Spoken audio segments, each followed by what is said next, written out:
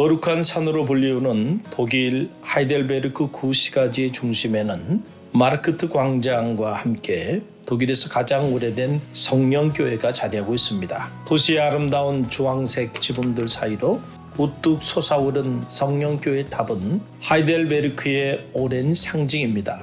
성령교회는 1398년에 착공되어 1515년에 완공되었습니다. 붉은 사암으로 지어졌으며 고딕 양식과 바로크 양식이 절묘하게 혼합되어 그 웅장함과 신성함을 유감없이 자아내고 있습니다.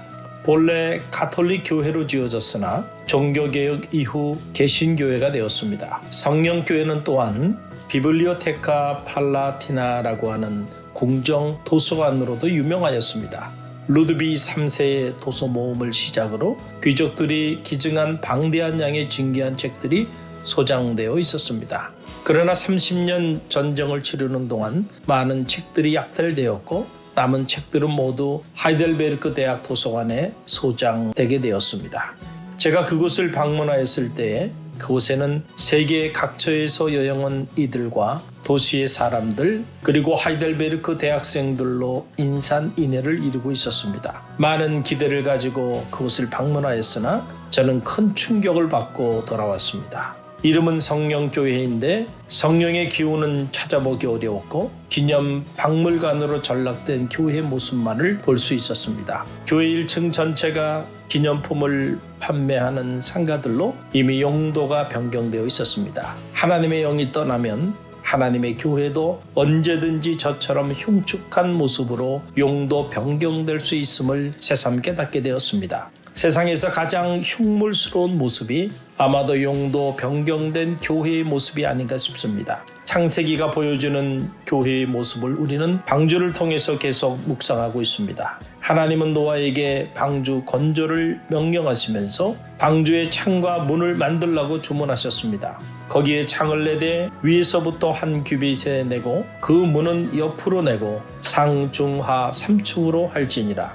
창은 방주 지붕 한가운데에 약 50cm 너비로 만들라는 것입니다. 창의 역할은 무엇인가요? 창은 하늘로부터 빛과 공기를 공급받을 수 있는 유일한 공간입니다. 이미 살펴보았듯이 방주 안의 모든 틈은 역청을 발라 모든 것을 차단하였습니다. 방주 안은 칠흑 같은 어두움과 외부로부터 공급되는 그 어떤 생명의 기운으로부터도 철저히 차단되었습니다. 그러므로 아무리 방주 안에 들어갔어도 창이 없으면 생명을 보존할 수 없었습니다. 생명을 살리기 위해서는 언제나 하늘로부터 오는 빛과 신선한 공기가 존재해야만 했습니다. 이것이 방주에 꼭 창이 있어야 하는 이유입니다. 교회도 마찬가지입니다. 교회는 언제나 하늘을 향해서 창이 열려져 있어야 합니다. 하늘의 빛과 성령의 기운을 공급받을 수 있는 영혼의 창이 활짝 열려 있어야 합니다. 어둠은 빛으로만 물리칠 수 있습니다. 어둠이 짙으면 짙을수록 빛은 더욱 밝게 빛나는 법입니다. 이사야 선지자는 이렇게 고백합니다. 흑암에 행하던 백성이 큰 빛을 보고 사망의 그늘진 땅에 거주하던 자에게 빛이 비치는도다.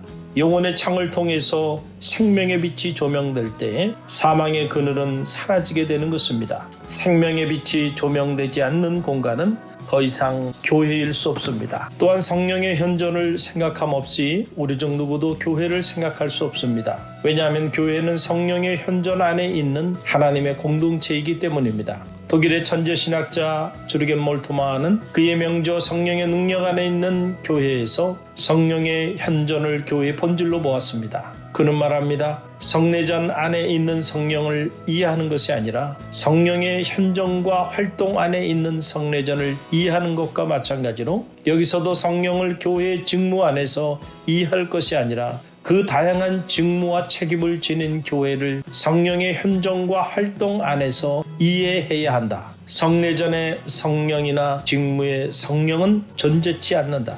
다만 성령의 성례전과 성령의 직무들이 존재할 뿐이다. 성령의 기운을 상실한 교회가 더 이상 교회가 될 수 없는 이유가 바로 여기 있습니다. 수백 년을 걸쳐 아무리 웅장하고 화려하게 지어진 교회라 할지라도 생명의 빛과 성령의 기운을 잃어버린다면 그 교회는 단지 흉물스러운 유물로 전락되고 말 것입니다. 방주는 3층으로 이루어졌는데 하나님은 노아에게 각 층마다 문을 만들도록 하였습니다. 열왕기상 6장에 보면 솔로몬이 지은 성전 역시 방주처럼 하층, 중층, 상층으로 지어졌던 것을 알 수 있습니다. 문은 열달한 뜻을 지닌 파타흐에서 유래한 말입니다. 문은 무슨 역할을 하는 것인가요? 문은 구원의 통로입니다. 아무리 방주를 잘 만들었어도 그 방주 안으로 들어갈 문이 없다면 아무 소용이 없습니다. 아무도 그곳에 들어갈 수 없기 때문입니다. 문은 들어가고 나가는 통로입니다. 문은 방주 안과 방주 밖을 소통하는 유일한 공간입니다. 방주처럼 교회에도 문이 있어야 합니다. 구원받을 이들이 들어오고 나갈 수 있는 문이 있어야 합니다. 예수는 자기 자신을 문으로 비유하였습니다. 그러므로 예수께서 다시 이르시되 내가 진실로 진실로 너희에게 말하노니 나는 양의 문이라. 내가 문이니 누구든지 나로 말미암아 들어가면 구원을 받고 또 들어가며 나오며 꼴을 얻으리라. 사도 요한은 소아시아의 빌라델피아 교회에 서신을 보내면서 그 교회를 아낌없이 칭찬하였습니다. 빌라델피아는 소아시아 서부 루디아 지방의 성읍으로 사대에서 동남쪽으로 약 48km에 위치한 부요한 상업도시였습니다. 헬라 문명이 꽃을 피웠던 곳이었으며 작은 아덴으로 불렀을 정도로 신전이 많았던 이방신 숭배의 중심지였습니다. 그런데 빌라델피아 교회는 작은 능력을 가지고도 복음에 대한 뜨거운 열정으로 신실한 믿음을 잃지 않았던 교회였습니다. 소아시아 7교회 중에서 서머나 교회와 함께 유일하게 책망 없이 주님의 칭찬을 받은 교회가 바로 빌라델피아 교회였습니다. 빌라델피아 교회를 칭찬하며 하나님은 그들에게 열린 문을 허락하여 주셨습니다. 빌라델피아 교회의 사자에게 편지하라. 거룩하고 진실하사 다윗의 열쇠를 가지시니 곧 열면 닫을 사람이 없고 닫으면 열 사람이 없는 그가 이르시되 볼지어다 내가 내 앞에 열린 문을 두었으되 능히 닫을 사람이 없으리라. 내가 내 행위를 아노니 내가 작은 능력을 가지고도 내 말을 지키며 내 이름을 배반하지 아니하였도다. 교회는 열린 문이 있어야 합니다. 성교의 문, 축복의 문, 구원의 문, 천국의 문이 활짝 열려 있어야 합니다.